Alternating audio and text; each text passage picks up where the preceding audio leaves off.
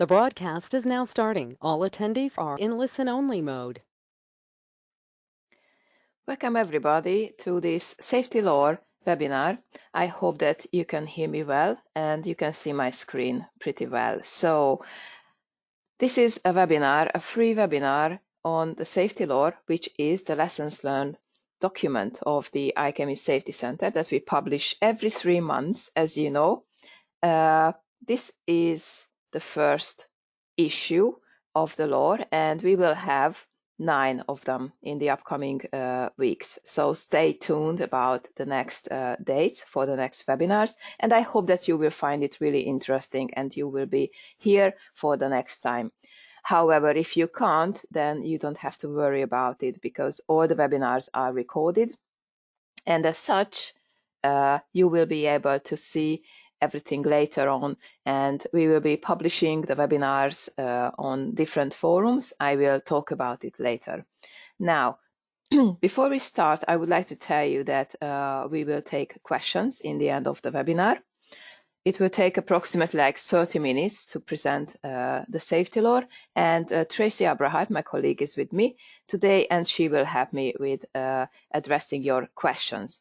I would like to highlight that if I can't answer to your questions today, then please feel free to email them to us, and I will try my best to give you the answer. So as I said, in the upcoming 9 weeks, we will be delivering this webinar addressing each issue of the safety law. And so the aim with the safety law, with this publication, is basically to share information, key lessons around one topic, and give some practical recommendations to managers, supervisors, process engineers, and operators, and of course whoever is interested in the topic, as to what they can do in order to avoid that such accidents occur in the future. Apologies for the typo, I just discovered it in the title. But I would like also to highlight that the aim is here to share the knowledge, but not exposing any of the companies where the particular event occurred. You may be familiar with some of the cases that I present in the laws, and you may recognize which accident it is about. But the aim is not that. The aim is not to show you where it occurred, what company suffered from that particular accident, because the location is not an important issue. What is important is that we understand. Oh, somebody can't hear me. I hope that everybody Your else. voice is Susanna, your voice is just it keeps going intermittently. Huh. Okay. I don't know what it is, but still? No, it's fine. Keep going. All right. So the aim is to share the knowledge and the key learning points from these accidents, and so that the location is not what we are seeking for in this webinar. Therefore, and also you have to keep in mind that still. Okay.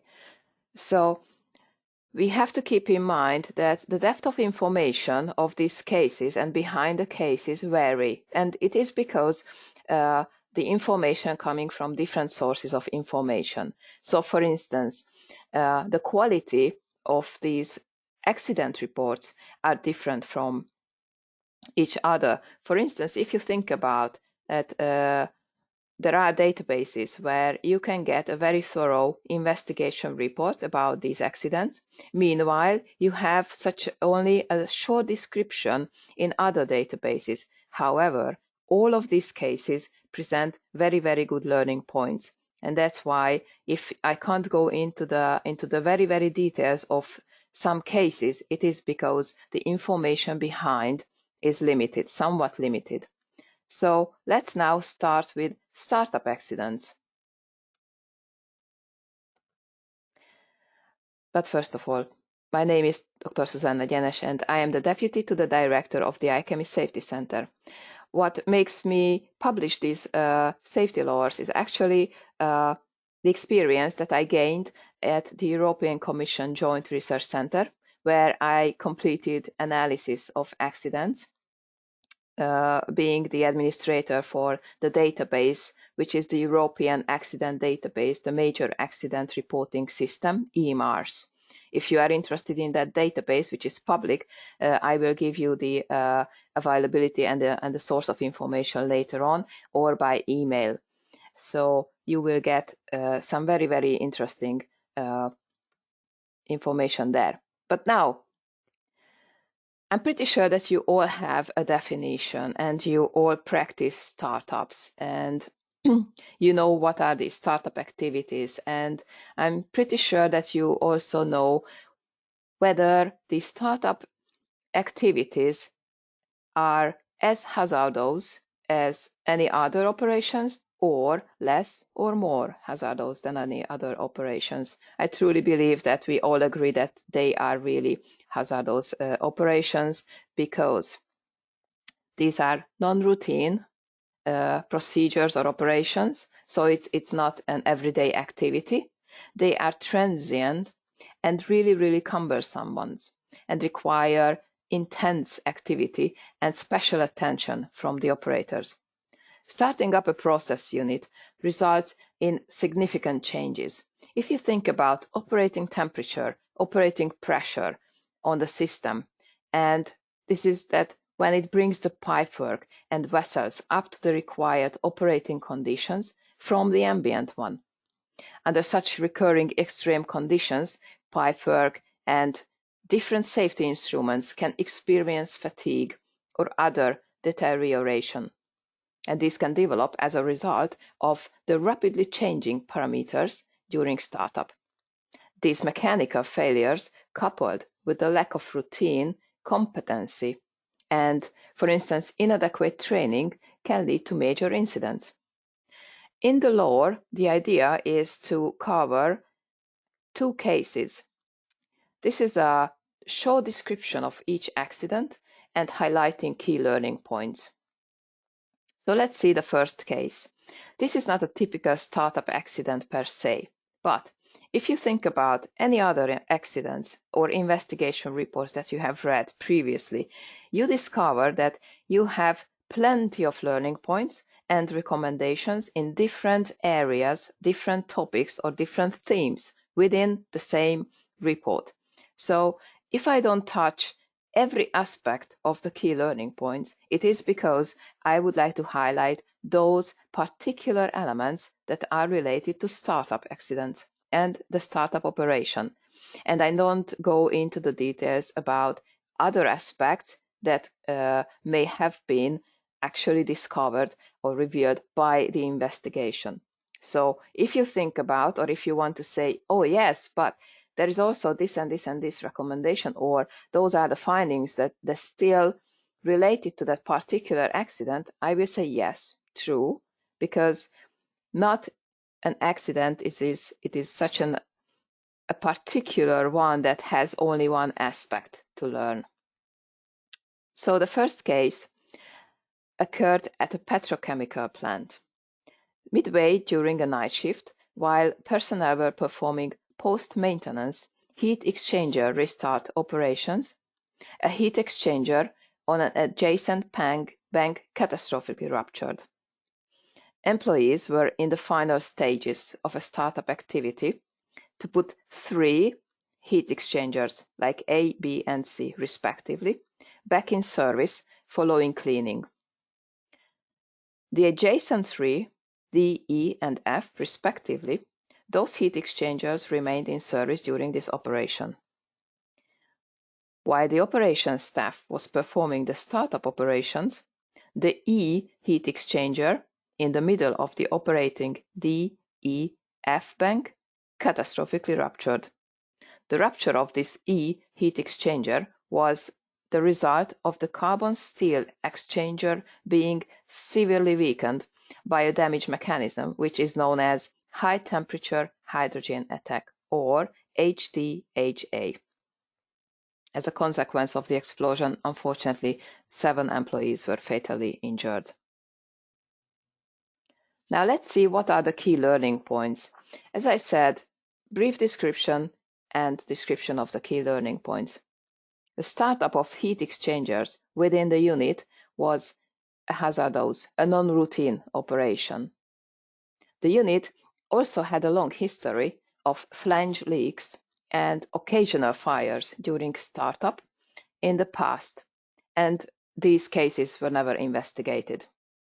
And there were also just used steam to mitigate leaks rather than address heat exchanger design issues. Apparently, heat exchangers had design issues. In their startups, commonly required additional staffing to manage issues, resulting in more personnel on site than under routine operations. Now, this is an aspect that you can see as a very similar occurrence with other accidents that you have come across in the past, that the startups commonly require additional staff in that particular unit. Additional key learning points are the company's lax safety culture led to a complacent attitude towards flammable leaks and occasional fires.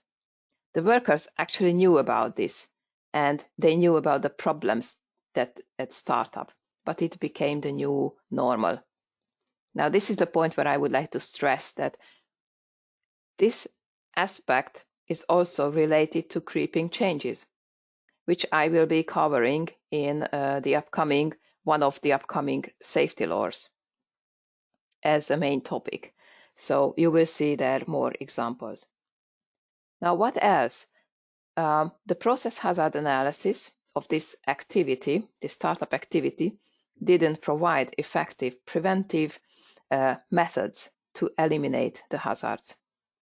Also, the investigation revealed that the effectiveness of safeguards to prevent HTHA was neither evaluated nor documented in the process hazard analysis study.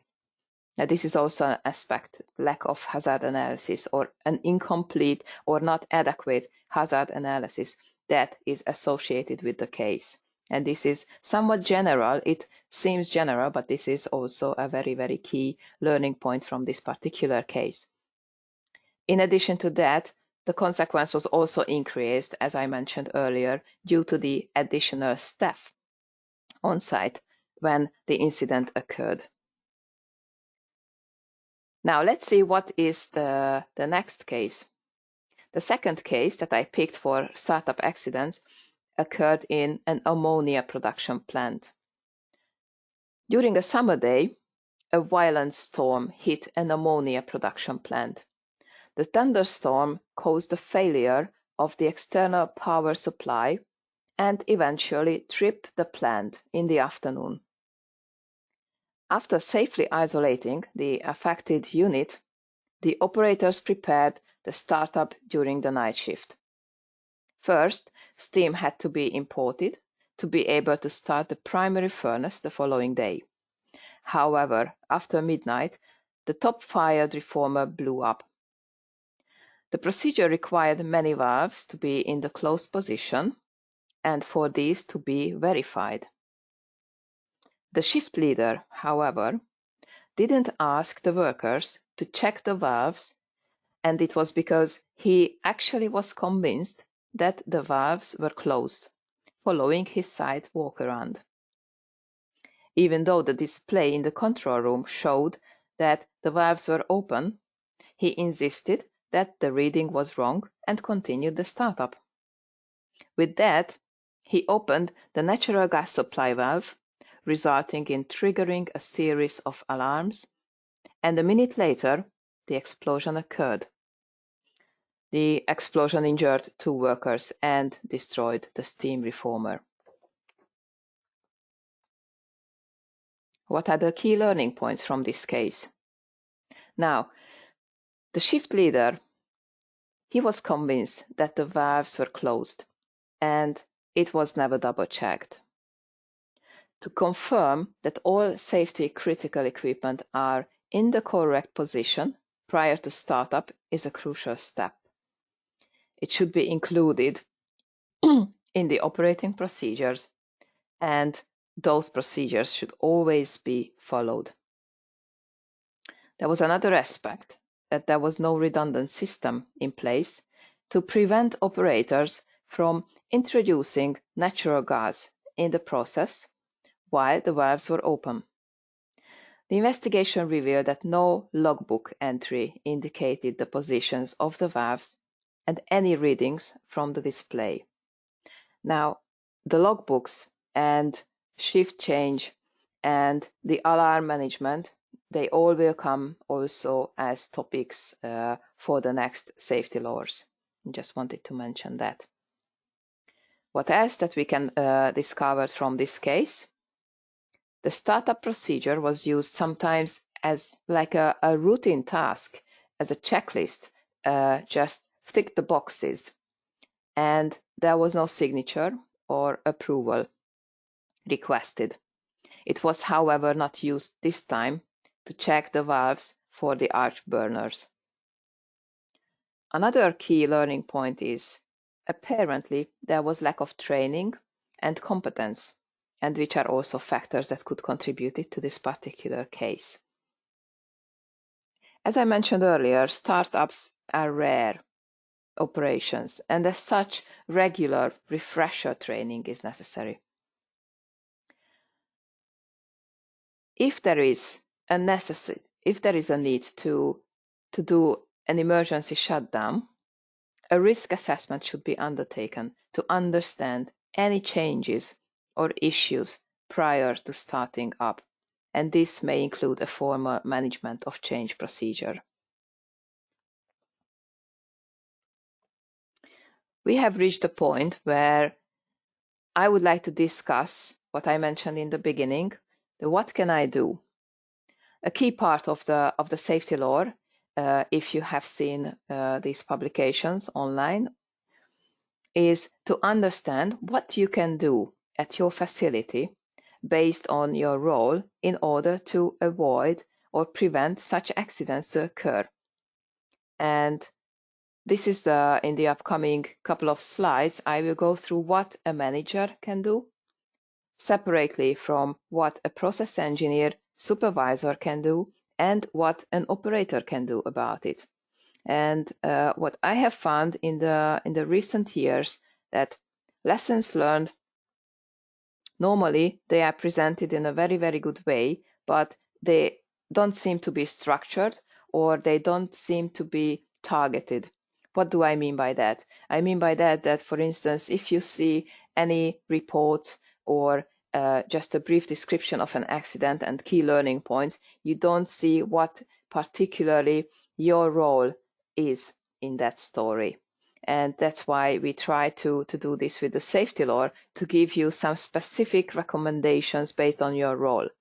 It doesn't mean that you don't have to read, or you shouldn't read, any other aspects. So if you are, for instance, a process safety engineer, it doesn't mean that you don't learn anything from what a manager can do or what an operator can do. Obviously, there are key learning points in those areas as well, so it is useful to read all of them. The other particular issue with the safety law is that, as you can see on the screen, we operate around the 6 elements. This is the Safety Center framework, and you can learn about it clicking on the link, or just go and find out more about it on our website. Because at the IChemE Safety Centre, we believe that leadership across these 6 functional key elements is vital in order to achieve good process safety outcomes. It is not a safety management system. It doesn't seek to be one, but these are the areas that we truly believe that are important to achieve these good process safety outcomes. And those are the elements, as you can see here, with different color codes: systems and procedures, engineering and design, assurance, knowledge and competence, human factors, and culture. Now, if you look at the PDF version that is uploaded of the safety law on our website, you will see in the What Can I Do session that all recommendations, actually, they are associated with these elements. So in the beginning of each recommendation, you will see the color-coded dots, and you will get some information about which recommendation is related to which element of the framework. So I highly recommend it to you to download the publication. It is for free, so, and you can share it among your colleagues. Now, let's come back to this point about startup accidents and what a management can do. Obviously, it is impossible to cover all the elements, and you may have more ideas and more recommendations, and it is good. So I would like to trigger some thoughts here, and I would like to encourage you to think through, and if you have more than these elements, then just please try and practice it in your daily life, in your operation. So first of all, I'd like to highlight that as a manager, make sure that procedures are clear and that they are always followed by personnel. Then identify the hazards associated with the procedures and check that safeguards are available and that they are adequate. And make sure that startups are considered in sufficient detail during these hazard analysis studies reviews. If there is any anomaly during startup, immediately investigate what happened instead of normalizing such hazardous situations, like we have seen in the first case. Use inherently safer design where possible to control the damage mechanisms rather than inspection strategies. And in addition to this, I would like to be specific a little bit about if you work in a petrochemical industry. For more information about turnaround activities, you may want to see the BP Process Safety Series, Safe Ups and Downs for Process Units. That is just a thought that I wanted to share with you. Also, before we go to process safety engineers and supervisors session, I'd like to highlight that also this is just part of what you can experience. You may have more understanding from your operation, and that these recommendations are not specifically coming from the two cases that I covered in the beginning. They actually come from other research that I did to complete the safety law, and that's why they are not all related to case 1 and case 2. As a process engineer or supervisor, make sure that startup operating procedures are up to date and adequate. They should be in checklist format, but not only as a tick the box exercise, and they need to be signed off at each step. And such procedures should cover all possible operating modes. Prior to startup, make sure that all critical safety devices are in the right position. So for instance, as we could see in the case, valves closed or open depending on what is your procedure. Make sure that adequate staffing and competence are available before starting up. At shift change, talk through the procedure with the team and check the upcoming steps. Ensure the status is recorded in the logbook and check it before shift change. I would like to highlight again that there is a specific safety law on shift change that will go through 2 case studies and more in-depth learning about what can I do. As communication a key part in every operation, communicate to all personnel, including contract workers in the vicinity of the process unit about startup, and evacuate the affected areas during critical steps. A number of the losses relate to poor control of work during the shutdown maintenance period. but this is somewhat out of the hands of the operations team once it has been handed back. A pre-startup safety review should be completed. As I mentioned earlier, startups are rare operations, and as such, refresher training for personnel is really important, and it is best carried out just before startup. In case of emergency shutdown, or in case you need to modify the startup procedures, before that, complete a management of change review. Report and investigate incidents and near misses as well, which are clear indicators of future occurrence of hazardous events. I will come back to this issue with creeping changes. Alarm management should be in place for startup operation too. And this will be the topic of the latest safety law, alarm management. Process control instrumentation should be carefully designed to be able to function in non-steady state operations when it is necessary to bypass safety critical instrumentation to enable startup. Now, we come to the point where we would like to address what an operator can do about the situation. If you are unsure about what is written in the startup procedure, always ask your supervisor. Check that no foreign particles are left in the system that can block pipes or cause vibration in compressors. And finally, always follow the startup procedure, using it as a checklist, but not as a routine one, to cover each step in the right order. Now, as you can see, in these What Can I Do sessions, some of the roles have more recommendations than the others. So for instance, as an operator, doing something with startups have less recommendations, and this is coming from the aspect of the topic. So for instance, if the next law will address maintenance activities on atmospheric storage tanks, we will have more recommendations for operators. And there is the aging of assets safety law, or as I mentioned earlier, creeping changes. They will have more recommendations for the managers and for the process safety engineers. So it varies depending on what the topic is. And I would like to share the source of information where you can get, first of all, the English language of the safety law.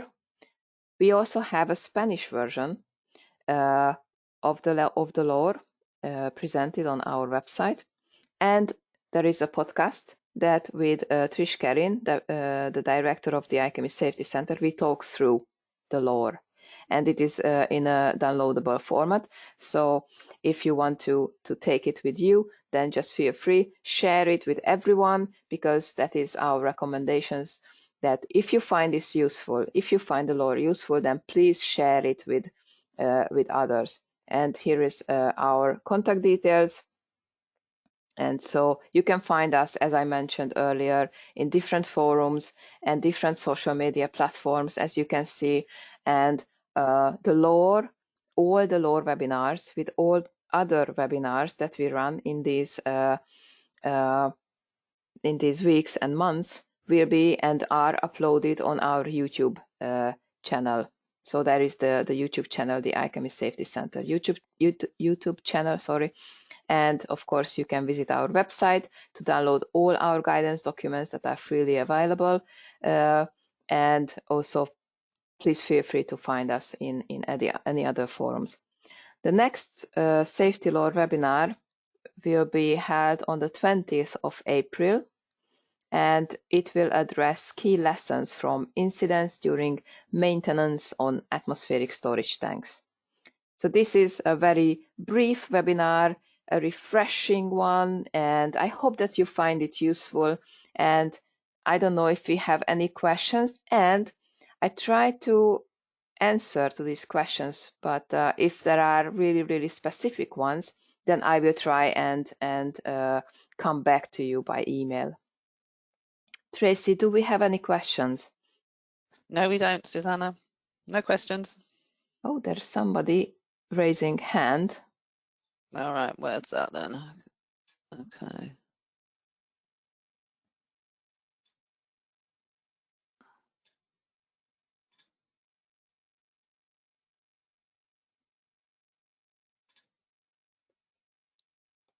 There is a question. Yes, the webinar will be shared. Yes. Yeah. Yes, definitely it will be shared. As I mentioned earlier, it will be uploaded to our YouTube channel. It will be uploaded in many other public forums so that you will find us if you will. How do I review that no foreign particles are present? This is a specific question, and I am not sure that I am able to address this question because this is very, very specific on the topic. Wow. Okay. Yeah. Got a few questions coming up now. Oh yes, yes, there are many. So you've got one here. Normally PSSR is used due to initial startup. However, I can't quite.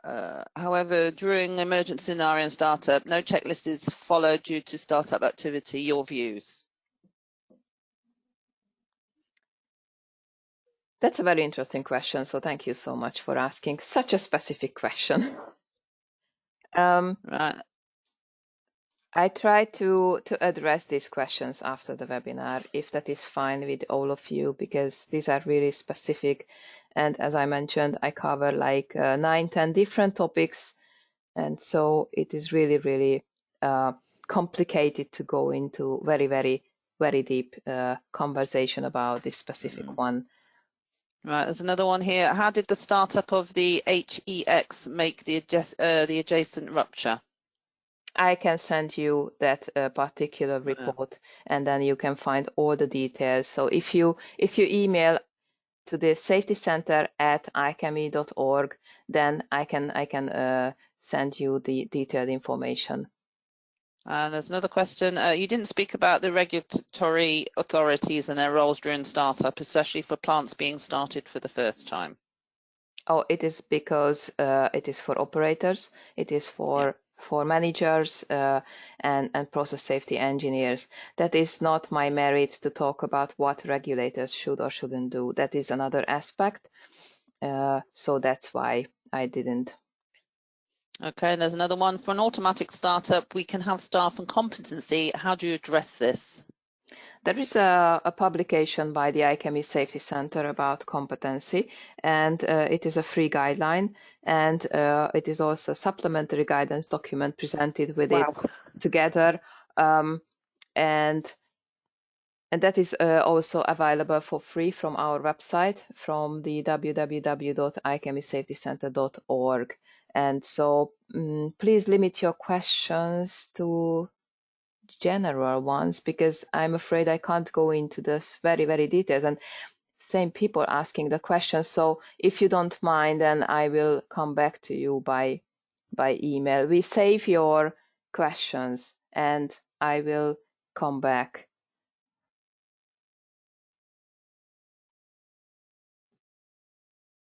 Oh, here is a comment. Is that you talking about the last one? Yes. Yeah, thank you for your informative webinar. As an experienced professional, one often goes through the necessary checks and petition of all HSE critical team members across disciplines. What I found particularly useful was the effect of creeping change. In the the PHA, I address startup, shutdown, and normal operation and user learnings here to amend how the startup and the shutdown procedures, and we conduct training of all operators prior to shutdown and startup. We also evaluate incidents prior to startup and shutdowns. What other learnings can you share?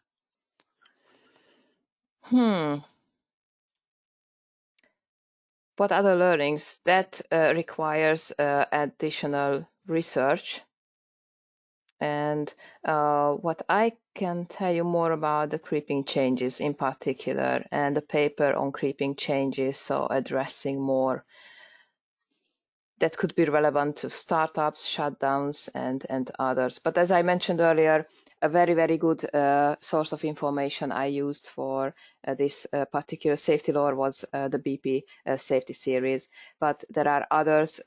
I'm pretty sure that there are other sources of information. I try and come back to you with those additional sources if you are interested. Thank you so much. I would like now to thank you everybody for attending in this webinar, and thank you for your questions. They will be answered as much as I can, and I will let you know, and you will find this webinar as well as the upcoming ones on our YouTube channel. Oh, and thank you for the email address, and please feel free to email us. Okay, just anytime, it's fine. Thank you so much. Thank you. Goodbye.